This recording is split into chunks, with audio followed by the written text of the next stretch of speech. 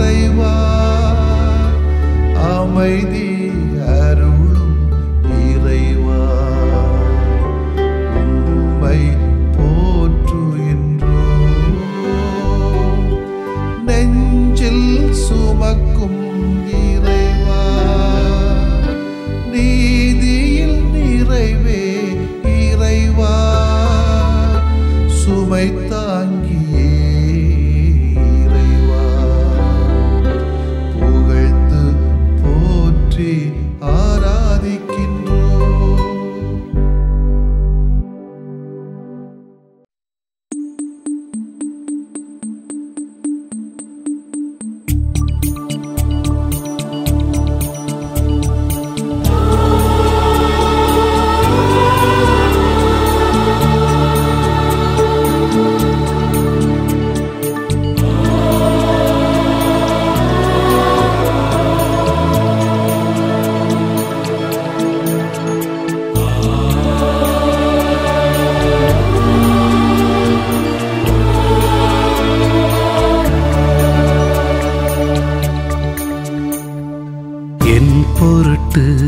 என் மக்களுக்காய் யாரை நான் அனுப்புவேன்?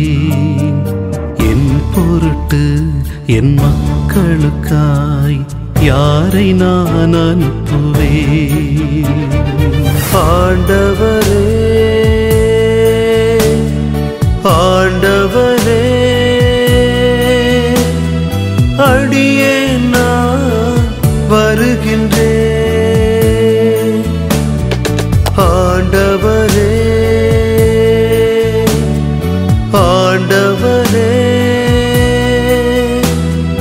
அடியே நான் வருகின்றேன்.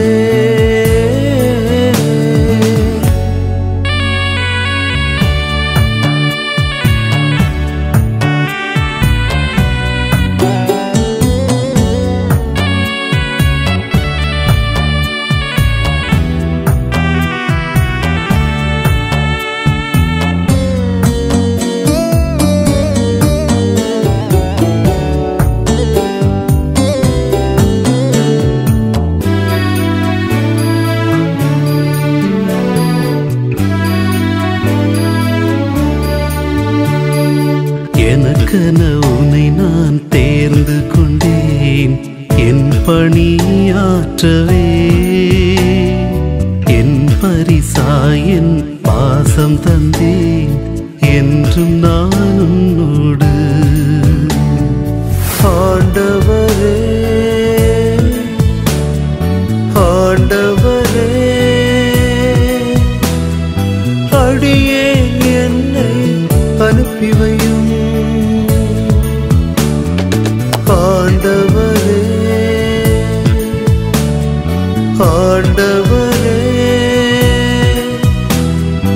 அடியேன் என்னை அனுப்பி வையும்.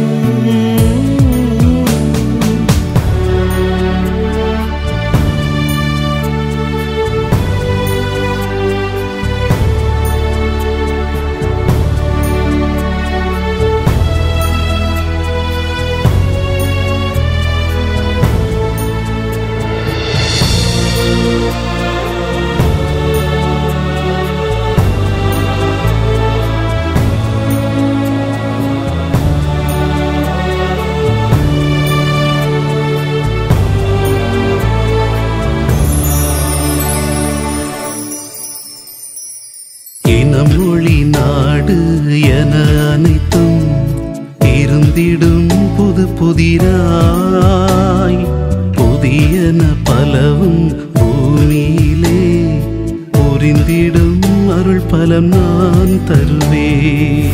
ஆண்டவரே ஆண்டவரே அடியேன் எனக்கு அச்சமில்லை. ஆண்டவரே ஆண்டவரே அடியேன் எனக்கு அச்சமில்லை.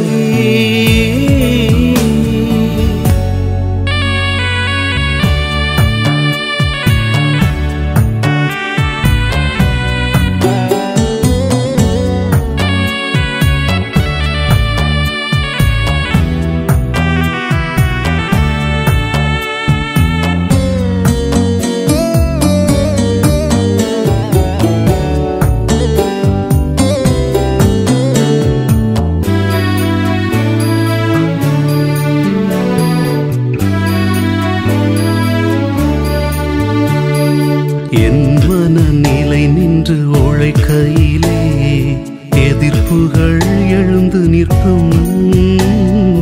துணிவுடன் எதிர்கொள், என் பெயரால் துணையாய் நான் இருப்பேன். ஆண்டவரே, ஆண்டவரே, அடியேன் என்றும் உமை தொடர்வேன். ஆண்டவரே, ஆண்டவரே, அடியேன் என்றும் உமை தொடர்வேன். என் பொருட்டு என் மக்களுக்காய் யாரை நான் அனுப்புவேன்? உம் பொருட்டு உம் மக்களுக்காய் என்னை அனுப்பி வையும். என் பொருட்டு என் மக்களுக்காய் யாரை நான் அனுப்புவேன்? உம் பொருட்டு உம் மக்களுக்காய் என்னை அனுப்பி வையும்.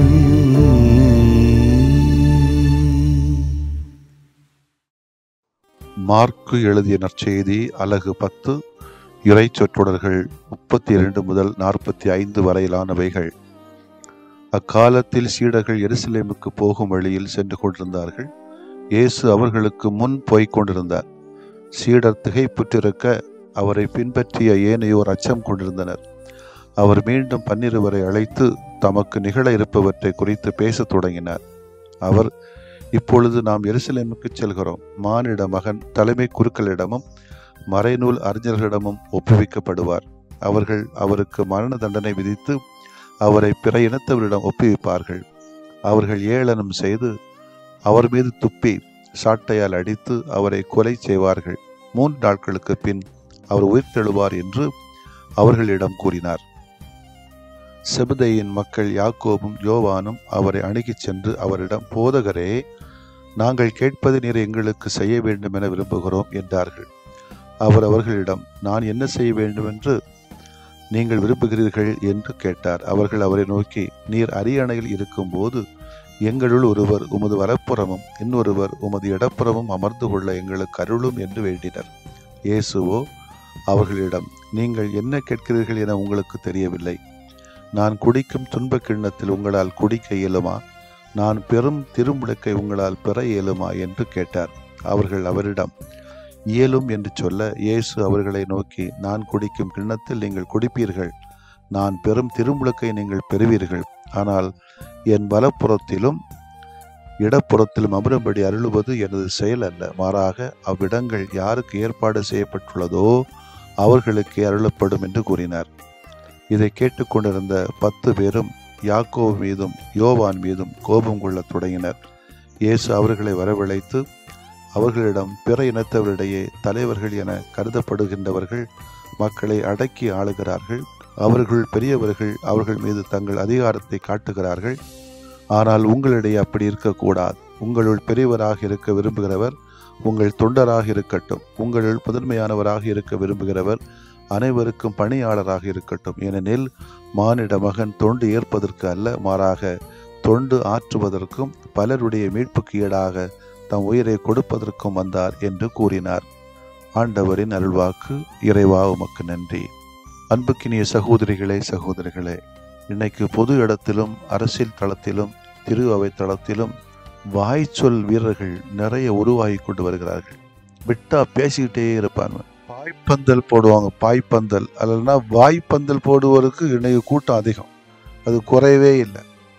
என்ன சொல்ல வரேன்னா, கடினமான பாதைகளை கை காட்டி விட்டு நடையை கட்டுகிற இந்த வாய்ச்சொல் வீரர்கள் இன்றைக்கு ஏராளம். எருசலேம் நோக்கிய பயணம் பாடுகள் துன்பங்கள் நிறைந்தது. அவமானம், சிலுவை, மரணத்தில் முடிவது, பிறர் வாழ்வுக்காக தன்னை இழப்பது, இந்த வாழ்க்கையை கையில் காட்டிவிட்டு மாற்று பாதையில் செல்ல இயேசுவுக்கு விருப்பமில்லை. இயேசு அவர்கள் முன் போய்க் கொண்டிருந்தார். மார்க் 10:32 சொல்கிறது.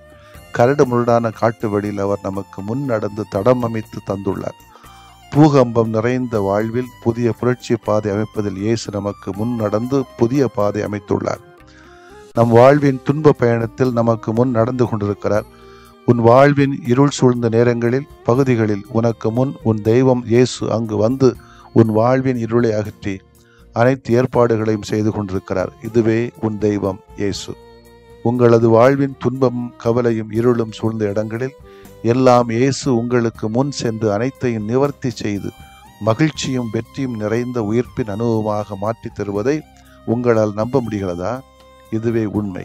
சீடர்கள் திகைப்புற்றார்கள், ஏனையோர் அச்சம் கொண்டார்கள். நாம் நம்ப வேண்டும், நல்லவே நடக்கும், பயம் இருக்க வேண்டிய தேவையில்லை. இயேசு தனது கடைசி பயணத்தை மேற்கொள்வதற்காக எருசலேமை நோக்கி தனது சீடர்களோடு சென்று கொண்டிருக்கிறார். தனது கடைசி பயணம் இதுதான் என்பது இயேசுவுக்கு தெளிவாக தெரிகிறது. ஏனென்றால் இயேசு இந்த பயணத்தை பல முறை தவிர்த்திருக்கிறார்.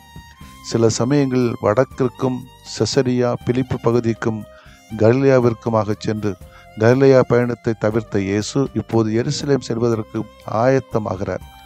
தனது கடைசி பயணத்திற்கு தயாராக இருப்பதே அவரது பேச்சின் உறுதியை நமக்கு அறிவுறுத்துகிறது. இயேசு தனது சீடர்களுக்கு முன்னால் சென்று கொண்டிருப்பதாக நற்செய்தியாளர் எழுதுகிறார். இதற்காக அவர் சீடர்களோடு செல்லவில்லை. சீடர்களுக்கு முன்னால் தனிமையாக ஏன் செல்கிறார்? சீடர்களும் அவரிடத்தில் கேள்வி கேட்கவோ நெருங்கவோ தயங்குகிறார்கள். இயேசுவின் தனிமைக்கு காரணம் அவர் தனது பாடுகளை ஏற்றுக்கொண்டதற்காக அடையாளம், தனது பாடுகளை எண்ணி பார்ப்பதற்கான தருணம். சில சமயங்களில் நமக்கு தனிமை தேவை. நம்மை உறுதிப்படுத்தி கொள்ள, வரக்கூடிய துன்பங்களை ஏற்றுக்கொள்ள தனிமை சில சமயங்களில் தேவை. ஒருவேளை சீடர்களின் உடனிருப்பு இயேசுவின் கடைசி பயணத்திற்கு தடைக்கல்லாக இருந்திருக்கலாம். எனவேதான் தனது எண்ணத்தில் உறுதிப்பட இயேசு சீடர்களுக்கு முன்னால் தனிமையாக செல்கிறார்.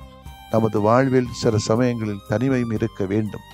நமது வாழ்வை பற்றி சிந்திப்பதற்கு, நமது செயல்பாடுகளை சீர்தூக்கி பார்ப்பதற்கு, நாம் சரியான பாதையில் சென்று கொண்டிருக்கிறோமா என்று யோசிப்பதற்கு தனிமை தேவை. அந்த தனிமை நம்மை இறைவன் அருகிலே கொண்டு வரட்டும். ஆமேன்.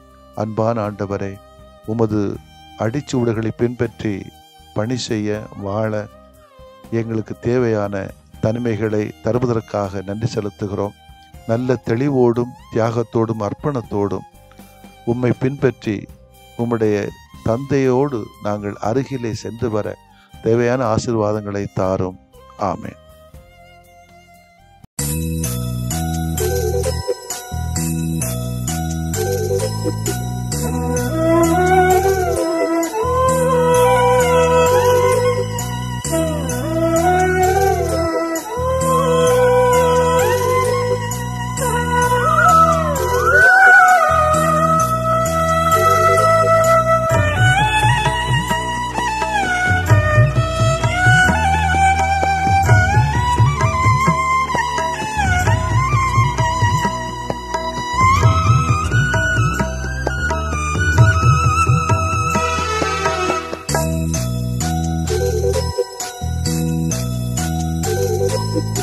ஆண்டவரே, என் வேண்டல் கேட்டருள்வீரே. ஆறுதலாய் எனக்கு நீர் அடைக்கலமாகும். ஆண்டவரே, என் வேண்டல் கேட்டருள்வீரே. ஆறுதலாய் எனக்கு நீர் அடைக்கலமாகும். என் துயரம் எதுவென்று நீர் அறிவீரே. எனக்குதவி நீரென்று நம்பி வந்தேனே. ஆண்டவரே, ஆண்டவரே, என் வேண்டல் கேட்டருள்வீரே. ஆறுதலாய் எனக்கு நீர் அடைக்கலமாகும்.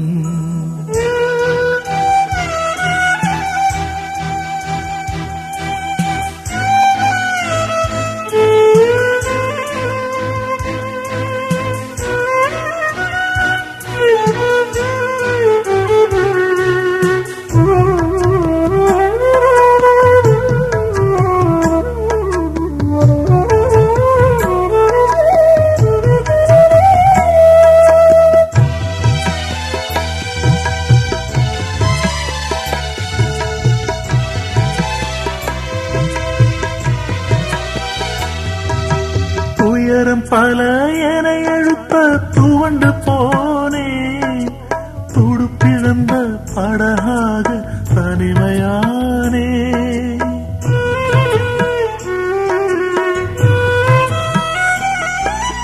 துயரம் பல என அழுத்த துவண்டு போனே. துடுப்பிழந்த படகாக தனிமையானே. வறுமையும் வெறுமையும் என்னை சூழ்ந்திட, வறுமையும் வெறுமையும் என்னை சூழ்ந்திட, வற்றாத உன் அன்பு என்னை காத்திடும். ஆண்டவரே ஆண்டவரே என் வேண்டல் கேட்டருள்வீரே. ஆறுதலாய் எனக்கு நீர் அடைக்கலமாகும்.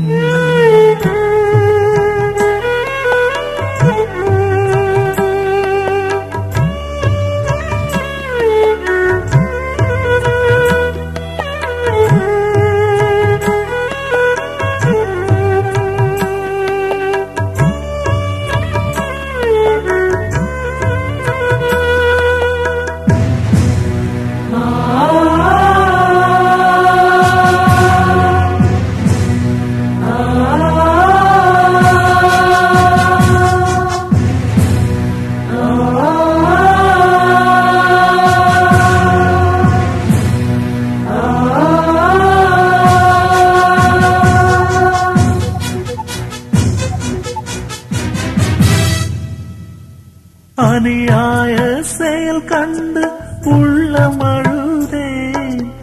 அதை மாற்றும் வரம் கேட்டு உன்னை தொழுதேன்.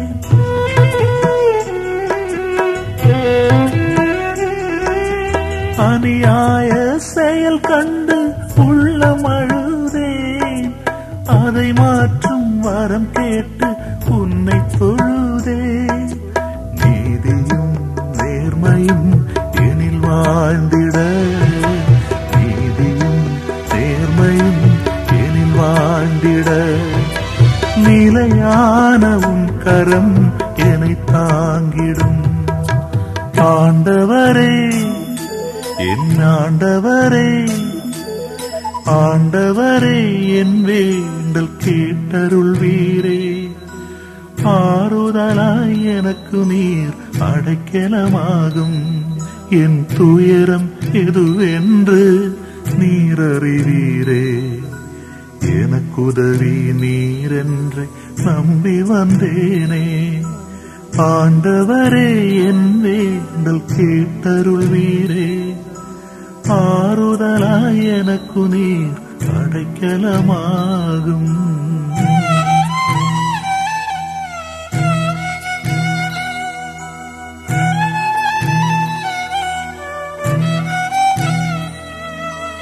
ஆண்டவரே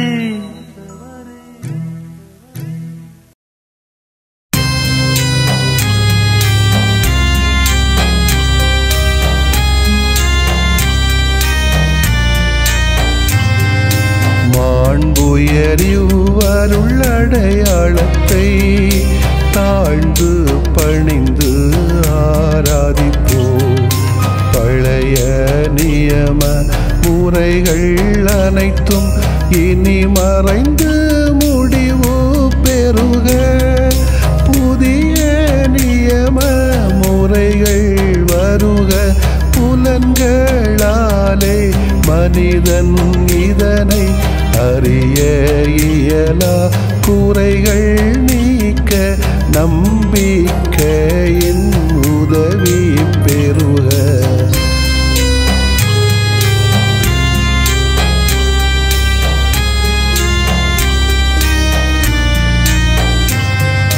தந்தை அவர்க்கும் மகன் அவர்க்கும் புகழ்ச்சியோடு வெற்றியாக்கும். மீட்பின் பெருமை மாட்சிமையோடு வலிமை வாழ்த்து யாவுமாக. இருவரிடமாய் வருகின்றவராம் தூய ஆவியானவர்க்கும்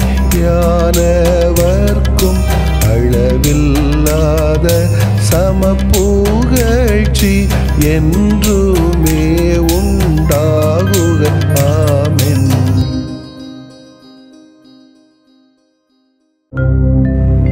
வானின்று அவர்களுக்கு அப்பமளித்தீரே, இனிமையெல்லாம் தன்னகத்தில் கொண்ட அப்பம் இதுவே. மன்றாடுவோமாக.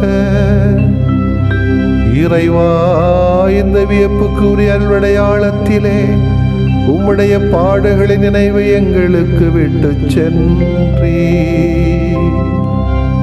உம் திருவுடல் திருநத்தமாகியவற்றின் தூய மறைபொருளை வணங்கும் நாங்கள்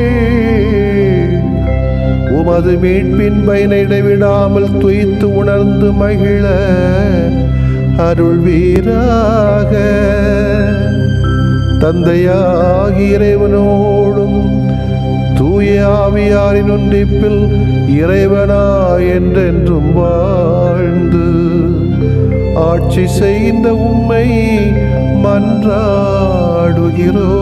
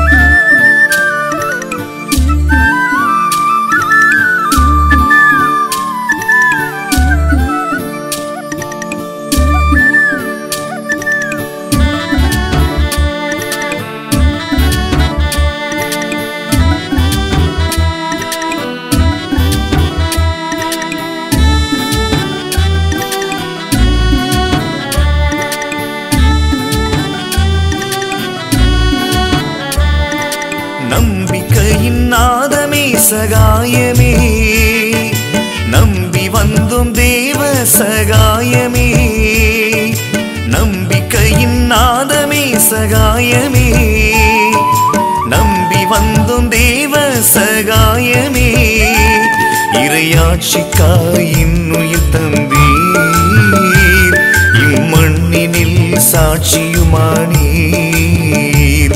இறையாட்சிக்காய் இன்னுயிர் தந்தீர், இம்மண்ணினில் சாட்சியுமானீர், நம்பிக்கையின் நாதமே சகாயமே, நம்பி வந்தும் தேவ சகாயமே.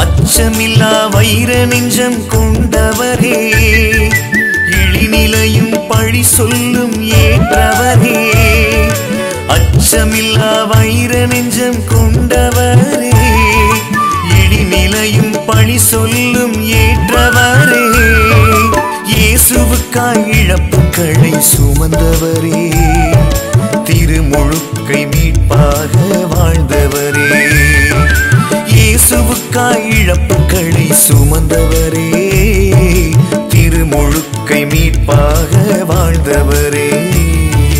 வாழ்க வாழ்க வாழ்க வாழ்கவே, வாழ்வோம் வாழ்வோம் வாழ்வோம் அவர் வழியே. வாழ்க வாழ்க வாழ்க வாழ்கவே, வாழ்வோம் வாழ்வோம் வாழ்வோம் அவர் வழியே. நம்பிக்கையின் நாதமே சகாயமே, நம்பி வந்தோம் தேவ சகாயமே.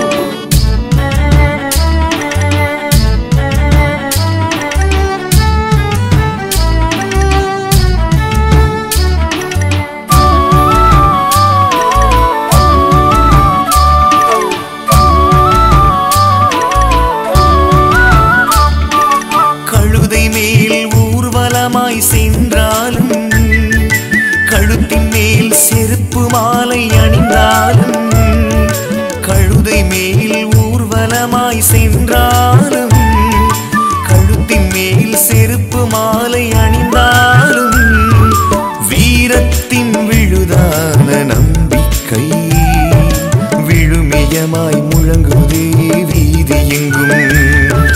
வீரத்தின் விழுதான நம்பிக்கை விழுமியமாய் முழங்குதே வீதி எங்கும். வாழ்க வாழ்க வாழ்க வாழ்கவே, வாழ்வோம் வாழ்வோம் வாழ்வோம் அவர் வழியே.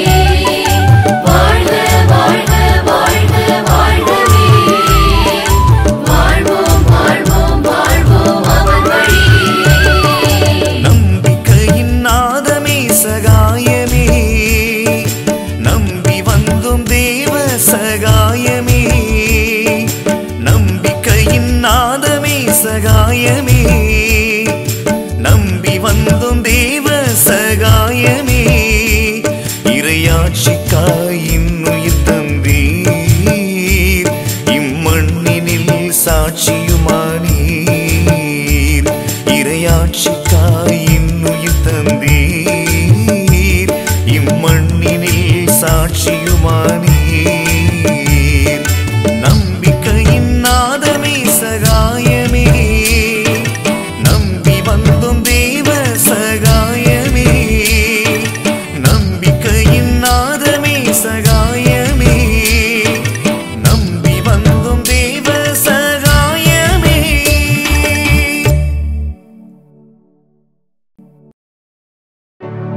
நிலையான புகழுக்குரிய தூய இறை நன்மைக்கு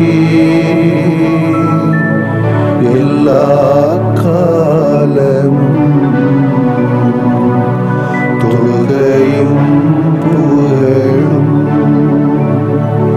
போற்றியும் ஆட்சிமையும் உண்டாக கடவது. போற்றியும் ஆட்சிமையும் உண்டாக கடவது. தந்தை மகன் தூய ஆவியாரின் பெயராலே ஆமென்.